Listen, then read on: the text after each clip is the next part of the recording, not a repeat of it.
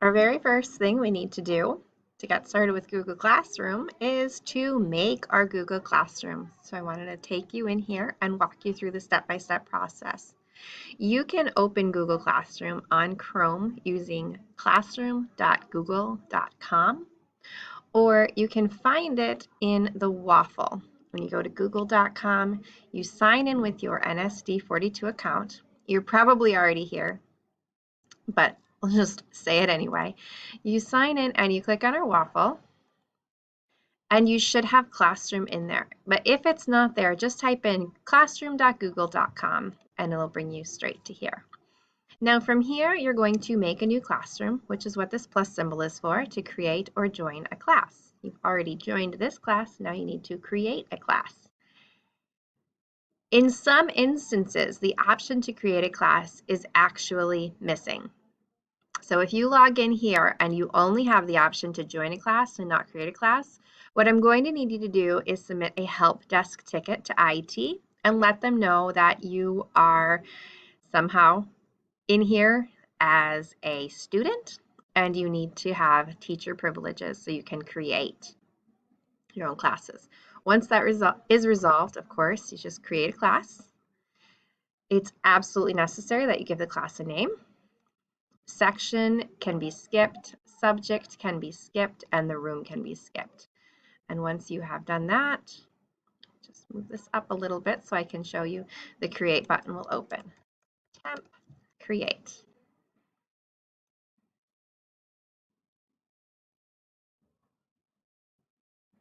All right, so here it is, my brand new class. Let me walk you around.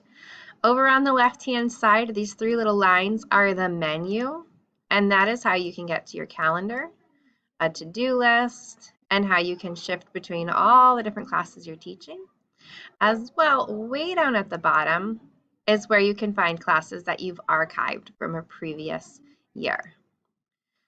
So that's the menu all the way to the left. I'm just going to close it by clicking over here. Your join code lives right here underneath the name of the class. And when you're inviting students, one way to invite them is just to have them type in the join code, and you can make it nice and big, a good size, or whatever. And you can even reactivate that join code. If you want to stop people from joining your class, you would do that. Now you can personalize a little bit. We have selecting a theme, and Google has pre-created all these awesome themes, and they actually try to match the theme to the title you gave your class. But if you don't love it, you can add a different one.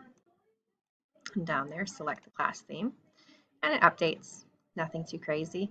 You can get a little bit crazy and you can actually upload a photo from the computer if you want to be really specific. Maybe it's your wall or something in your room. Anyway, moving on with our tour.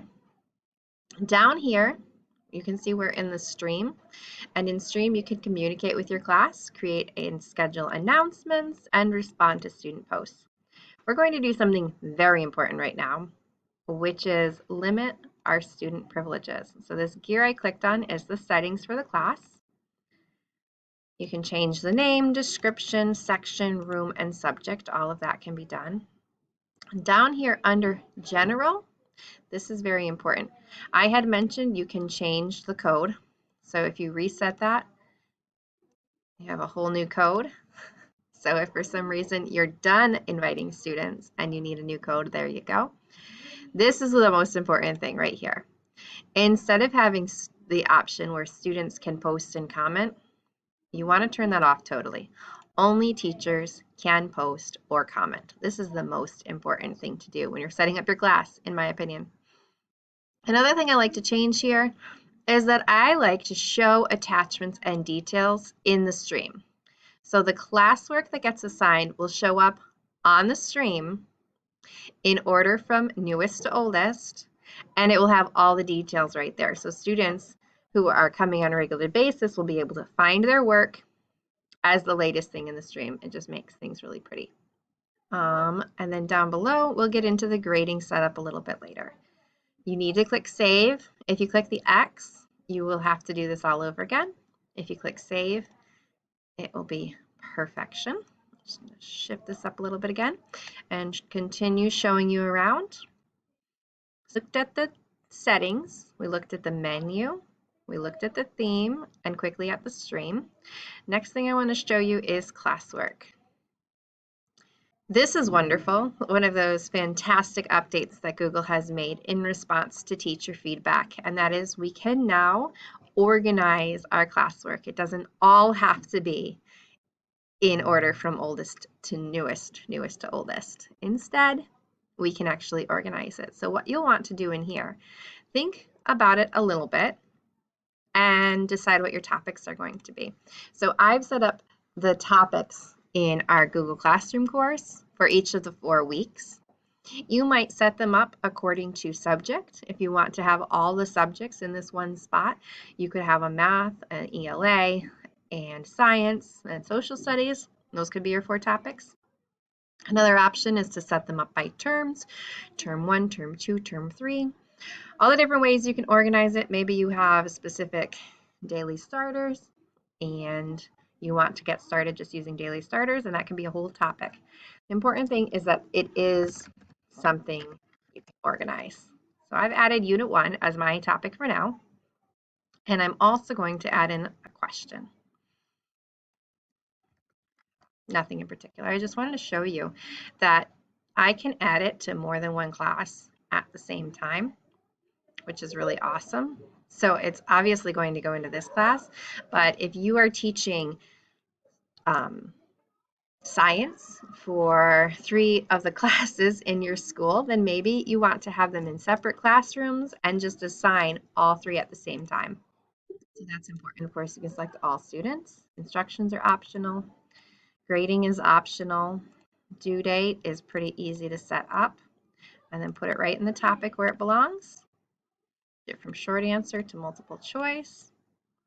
And you can set it up where students can reply to each other, where students can edit their own work. And obviously, I'm just going to turn that off. There might be an instance when I want that on, even at the elementary level. But in this case, I'm just going to go ahead and turn that off. Then I want to show you that you have 3 choices down here. There's a little arrow next to the Ask button, and your choices are Ask, Schedule, or Save Draft. So you can plan out weeks or even months in advance if you just schedule everything. You don't want to unpack it all at the same time, but you can put it all there. And of course, you can save a draft. All right. So those are the absolute basics for coursework. And I wanted to show you that this,